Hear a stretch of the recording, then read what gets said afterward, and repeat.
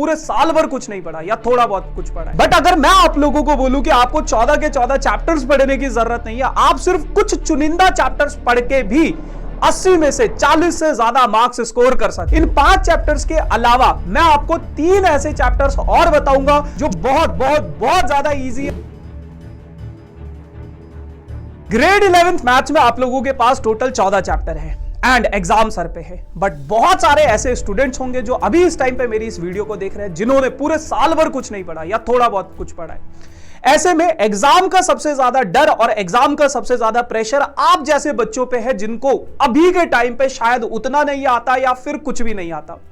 But अगर मैं आप लोगों को बोलूं कि आपको 14 के 14 चैप्टर्स पढ़ने की जरूरत नहीं है, आप सिर्फ कुछ चुनिंदा चैप्टर्स पढ़ के भी 80 में से 40 से ज्यादा मार्क्स स्कोर कर सकते हो। जी हां दोस्तों, आपने बिल्कुल सही सुना, 50% से ज्यादा मार्क्स आप स्कोर कर सकते हो, वो भी सिर्फ इन 5 चैप्टर्स को पढ़ के। कौन से वो 5 चैप्टर्स हैं, उनके बारे में आज के सेशन में बात करेंगे, लेकिन उससे पहले मैं अपना छोटा सा इंट्रोडक्शन आपको दे दूं। तो हेलो दोस्तों, मेरा नाम है कुलदीप भंडारी एंड प्यार से बच्चे मुझे कुल्लू भैया के नाम से भी जानते हैं। मैं स्वागत करता हूं आपका नेक्स्ट टॉपर्स के इस अमेजिंग से प्लेटफॉर्म पे, जहां पे हम बनाते हैं देश का भविष्य। तो यार, अगर मैं बात करूं ग्रेड 11th मैथमेटिक्स में, जहां पे आप लोगों के पास टोटल 14 चैप्टर्स है, बट अगर आपने सिर्फ इन 5 चैप्टर्स को कर लिया तो आपके 40 से ज्यादा मार्क्स आ सकते हैं। कौन से वो 5 सबसे ज्यादा हाईली वेटेज वाले चैप्टर्स है, उनके बारे में बात करेंगे। एंड इन 5 चैप्टर्स के अलावा मैं आपको 3 ऐसे चैप्टर्स और बताऊंगा जो बहुत बहुत बहुत ज्यादा इजी है और लगभग 1 से 2 घंटे में आप अपने इन 3 चैप्टर्स को खत्म कर सकते हो। यानी कि 3 ऐसे चैप्टर्स जो आपके सिर्फ 2 घंटे में खत्म हो जाएंगे, और उन 3 चैप्टर्स को करके आप अपने इन 40 से ज्यादा जितने भी आपके मार्क्स रहेंगे इन 5 चैप्टर्स में, उसमें आप 5 से 8 मार्क्स और एक्स्ट्रा इंक्लूड कर सकते हो। तो लगभग 50 मार्क्स का मैं आज आपको कंटेंट देने वाला हूं। ये अगर आपने कर लिया तो आपके 80 में से 50 मार्क्स पूरे हो जाएंगे। सेशन ज्यादा लंबा नहीं होगा, फटाफट से बढ़ते हैं अपने सबसे पहले और सबसे इंपॉर्टेंट चैप्टर की, जिसकी वेटेज सबसे ज्यादा है, वो है आप लोगों के पास ट्रिग्नोमेट्री।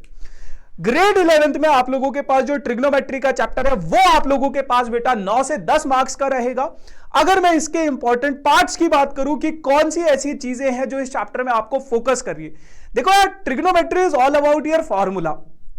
अगर आप लोगों ने फॉर्मूले की अच्छी समझ पकड़ ली है तो आप इसके कितने भी प्रूविंग वाले क्वेश्चंस आप लोगों के पास आ जाए, आप उनको आसानी से कर सकते हो। और ट्रिग्नोमेट्री से सबसे ज्यादा पूछे जाने वाले सवाल आप लोगों के प्रूविंग क्वेश्चंस ही रहते हैं। अब देखो यार, ये फॉर्मूला बेस्ड चैप्टर ज्यादा है, यहां पे आपको कॉन्सेप्ट्स उतना डेप्थ में या नहीं पढ़ना होता है, या फिर उतना ज्यादा कॉन्सेप्ट्स नहीं है। तो अगर आप सिर्फ फॉर्मूले समझ लो तो आप लोगों को क्या करना है, मेरा रैपिड रिवीजन देख लेना है। इसी चैनल पे मेरा 10 से 15 मिनट 15-20 मिनट का एक सेशन है, rapid revision trigonometry by Kuldeep sir. आप सर्च कर लेना, आपको मिल जाएगा। जब आप उस वीडियो को देखोगे तो 15 मिनट में आप लोगों के सारे फॉर्मूले रिवाइज हो जाएंगे, और इस चैप्टर में छोटे छोटे जो क्वेश्चंस है, जो 1 मार्कर 2 मार्कर पूछे जाते हैं प्रूविंग के अलावा, वो भी आपके रिवाइज हो जाएंगे। इतना करने के बाद अब आप लोगों को प्रैक्टिस करनी है। प्रैक्टिस के लिए आप लोग अपनी एनसीईआरटी से मिसलेनियस एक्सरसाइज को जरूर करना, खासकर sin x/2, cos x/2, tan x/2 वाले जो क्वेश्चंस है उनको जरूर करना। वो आपके एग्जाम में 3 मार्क्स का 101% आएंगे। जब आपके एग्जाम में वो क्वेश्चन आ जाए तो इस वीडियो के कमेंट सेक्शन में मुझे जरूर बताना कि आया था या नहीं आया था। उसके बाद बेटा आप लोगों को, अगर देखो एनसीईआरटी तो आपको मिनिमम करनी है, अगर आप लोगों के पास टाइम है तो आप लोग अपनी बाकी रेफरेंस बुक से और प्रैक्टिस क्वेश्चंस कर सकते हो। ठीक है जी। ट्रिग्नोमेट्री में 8 से 9 मार्क्स, 9 से 10 मार्क्स आपके खत्म। उसके बाद जो अगला इंपॉर्टेंट चैप्टर है वो है आप लोगों के पास परम्यूटेशन एंड कॉम्बिनेशन।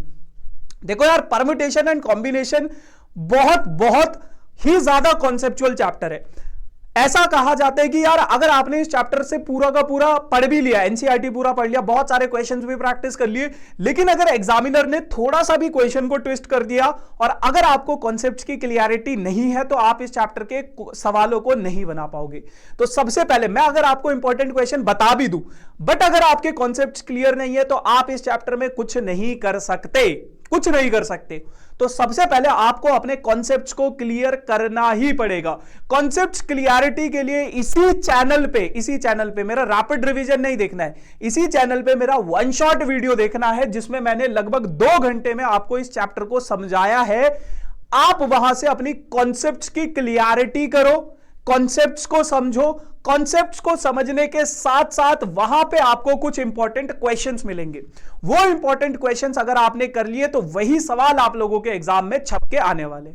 इस चैप्टर की वेटेज की अगर मैं बात करूं तो लगभग 8 से 9 मार्क्स का आप लोगों को यहां से परम्यूटेशन कॉम्बिनेशन से देखने को मिलता है। अच्छा, एक और चीज मैं आप लोगों को बताना चाहता हूं, क्योंकि यार 11th ग्रेड का पेपर आपके स्कूल एग्जामिनर सेट करते तो हो सकता है कि बहुत सारे स्कूलों में ट्रिग्नोमेट्री सिर्फ 6 मार्क्स का दे दे, परम्यूटेशन सिर्फ 3 मार्क्स का दे दे, तो बहुत सारे स्कूलों में ऐसा भी हो जाता है। लेकिन मेजॉरिटी ऑफ दी स्कूल्स में आप लोगों का जो वेटेज होता है चैप्टर्स का वो यही रहेगा। क्लियर है? 2 चैप्टर्स हो गए। बात करते हैं अपने तीसरे चैप्टर की। तीसरा चैप्टर है आप लोगों के पास limits and derivatives. Easy to score chapter है। इस चैप्टर की वेटेज 8 मार्क्स की रहती है। आप लोगों के पास आप लोगों के एग्जाम में 8 मार्क्स का ये चैप्टर रहेगा। और अगर मैं इसके कुछ इंपॉर्टेंट पार्ट्स की बात करूं तो देखो, अगेन फॉर्मूला बेस्ड चैप्टर ज्यादा है, ज्यादा थ्योरेटिकल चीजें है नहीं इस चैप्टर में। तो फॉर्मूला बेस्ड है तो 15 से 20 मिनट में आप क्विक रिवीजन कर लो मेरे रैपिड रिवीजन को देख के। क्विक रिवीजन करने के बाद आपको समझ में आ जाएगा कि इस चैप्टर में एक्चुअल चीजें क्या है, कौन सा फॉर्मूला है, कैसे अप्लाई करना है। और एक आप लोगों को फर्स्ट प्रिंसिपल डेरिवेटिव वाला जो क्वेश्चंस है वो जरूर करने। अगर आप लोग वो क्वेश्चन स्किप कर दिया तो आपके 3 मार्क्स गए। आपके 3 से 5 मार्क्स डायरेक्ट इस क्वेश्चन से जरूर आएगा। रैपिड रिवीजन के साथ साथ आप लोगों को क्वेश्चंस की प्रैक्टिस करने हैं। अगेन एनसीईआरटी मिनिमम है, लेकिन आप बाकी रेफरेंस बुक्स के क्वेश्चंस भी जरूर देख लेना इस पर्टिकुलर चैप्टर से। बात करते हैं अपने चैप्टर नंबर 4 की। तो चैप्टर नंबर 4 है आप लोगों के पास स्टैटिस्टिक्स, जिसकी वेटेज आप लोगों के एग्जाम में 7 से 8 मार्क्स की रहने वाली है। एंड अगेन दोस्तों, one of the most calculative chapter है ये। इस चैप्टर में आप लोगों के पास फॉर्मूला है, कोई थ्योरेटिकल पार्ट नहीं है, मतलब कॉन्सेप्चुअल चीजें उतना नहीं है। सिर्फ आप लोगों को फॉर्मूला समझ में आ गया, फॉर्मूला याद है तो फॉर्मूले में वैल्यूज को पुट करो और आंसर निकालो, बस वैसा चैप्टर है। तो फॉर्मूला समझने के लिए आप लोग बस 15 मिनट का एक रैपिड रिवीजन देख लेना, वहां पे आपको मोटा मोटा चैप्टर का समझ हो जाएगा, फॉर्मूला समझ आ जाएगा, ये समझ आ जाएगा कौन से चैप्टर में कौन सा फॉर्मूला रखना है। एंड अगेन सिर्फ और सिर्फ एनसीईआरटी के क्वेश्चंस प्रैक्टिस कर लो, उसके बाहर से इस चैप्टर में करने की कोई भी जरूरत नहीं है। सिर्फ अगर आपने एनसीईआरटी के चैप्टर्स कर लिए, क्वेश्चंस कर लिए, तो दैट इज सफिशिएंट इस पर्टिकुलर चैप्टर के लिए। तो यार मैं आप लोगों को चैप्टर बता रहा हूं, उनकी वेटेज बता रहा हूं, और उस चैप्टर में जो इंपॉर्टेंट चीजें हैं जो आपको ध्यान रखनी है वो भी बता रहा हूं। कौन से चैप्टर से आपको सिर्फ एनसीईआरटी करनी है, कौन से चैप्टर से आप लोगों को रैपिड रिवीजन करना है, कौन से चैप्टर से आप लोगों को वन शॉट करना है, वो सारी की सारी चीजें बता रहा हूं। वैसे ही फॉलो करना है, उसके अलावा आपको कुछ और करने की जरूरत नहीं। अपना दिमाग मत लगा लेना, है ना। अब अगर आप लोग इस वीडियो को देख रहे हो तो मेरे पे थोड़ा सा ट्रस्ट करो। एंड वंस अगेन गाइस, जब आपका एग्जाम खत्म होगा ना, आपको सिर्फ यही चीजें दिखेंगी। आप अगर अपने ये 5 चैप्टर्स अच्छे से कर लोगे तो इसके बाहर से आपके एग्जाम में कुछ नहीं आएगा, ये मेरा प्रॉमिस है, ठीक है। चलो आखिरी चैप्टर की बात अगर मैं करूं तो आखिरी चैप्टर आप लोगों के पास सीक्वेंस एंड सीरीज, जिसकी वेटेज आप लोगों के पास अगेन 7 से 8 मार्क्स की रहने वाली है। और अगर मैं इसके कुछ इंपॉर्टेंट पार्ट्स की बात करूं तो again guys formula based chapter है, अर्थमेटिक प्रोग्रेशन, ज्योमेट्रिक प्रोग्रेशन, इसी के ऊपर आप लोगों के पास सवाल आएंगे। अर्थमेटिक मीन, ज्योमेट्रिक मीन, इनके रिलेशन के ऊपर सवाल आएंगे। एनसीईआरटी इज सफिशिएंट है एनसीईआरटी, कुछ और क्वेश्चंस करने की जरूरत नहीं है। बट मिसलेनियस के सारे क्वेश्चंस जरूर करना, और मिसलेनियस से पहले वाली जो एक्सरसाइज है उसके सारे क्वेश्चंस जरूर करना। एपी का टॉपिक आप स्किप कर सकते हो, वहां से 1 या 2 मार्कर क्वेश्चन आएगा, उससे ज्यादा नहीं आएगा। बट जीपी से वो कूट कूट के क्वेश्चंस भर के देगा। Again guys formula based chapter है तो आप लोगों को वन शॉट देखने की जरूरत नहीं है, आप बस रैपिड रिवीजन देखो, समझो कि चैप्टर में क्या है, एपी क्या होता है, जीपी क्या होता है, कौन सा फॉर्मूला लगेगा। एंड वंस अगेन गाइस, बहुत सारे बच्चे इस चैप्टर से इनफाइनाइट जीपी वाले क्वेश्चंस छोड़ के जाते हैं, वो आपके सिलेबस में है, तो मेक श्योर उनको प्रैक्टिस जरूर करना। रैपिड रिवीजन, एनसीईआरटी क्वेश्चंस और इनफाइनाइट जीपी आप लोग कर लेना, या आपकी सप्लीमेंट्री एक्सरसाइज में रहेगा, मिलेगा आपको सवाल, 1 मार्कर 2 मार्कर सवाल जरूर आएगा वहां से। सो ये थे आप लोगों के 5 मोस्ट इंपॉर्टेंट चैप्टर जिनकी वेटेज अगर आप कैलकुलेट करोगे तो लगभग 40 मार्क्स से भी ज्यादा रहती है। अब मैं आप लोगों को बताने जा रहा हूं 3 ऐसे चैप्टर्स, ये आप लोगों का बोनस टिप है, 3 ऐसे चैप्टर्स जो आप लोगों के पूरी की पूरी 11th ग्रेड में सबसे ज्यादा इजी है एंड लगभग 2 घंटे में आप इन तीनों चैप्टर्स को आसानी से निपटा लोगे। वो 3 चैप्टर्स है लीनियर इनइक्वालिटी, प्रोबेबिलिटी और 3D। ये 3 चैप्टर्स आप लोग सिर्फ रैपिड रिवीजन भी देख लोगे ना मेरा, 15 मिनट 15 मिनट 15 मिनट खत्म, ठीक है, खत्म। उसके अलावा सिर्फ एनसीईआरटी के या रैपिड रिवीजन में जो सवाल मैंने कराया बस वो सवाल कर लो, उसके बाहर से आप लोगों के एग्जाम में कुछ नहीं आएगा।